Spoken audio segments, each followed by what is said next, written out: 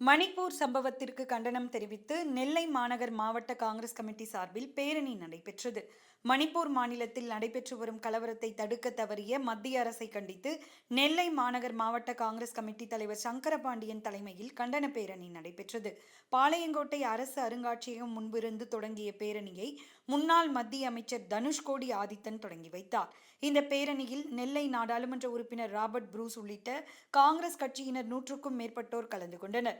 மத்திய அரசு மணிப்பூர் மாநில மக்களை இரண்டாம் தர குடிமக்களாக பார்ப்பதையும், மணிப்பூரில் மீண்டும் கலவரம் ஏற்பட்ட போதும் அதை தடுப்பதற்கு எந்த நடவடிக்கையும் எடுக்காத மோடி அரசை கண்டித்து தமிழ்நாடு காங்கிரஸ் கமிட்டியினுடைய ஆணைக்கிணங்க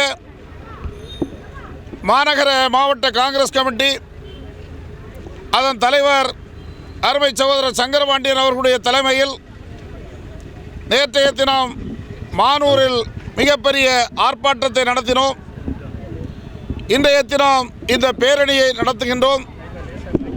10ஆம் தேதி மாவட்ட காங்கிரஸ் அலுவலகத்தின் முன்னால் மிகப்பெரிய உண்ணாவிரத்தை தொடங்க இருக்கின்றோம். இந்த போராட்டங்களுக்கும் மோடி அரசு செவிசாய்க்கவில்லை என்று சொன்னால் காங்கிரஸ் கட்சியின் சார்பில் மிகப்பெரிய போராட்டத்தை நடத்தி மணிப்பூர் மக்களுடைய குரலை இங்கே எதிரொலிப்போம் என்பதை தெரிவித்துக் கொள்கின்றேன்.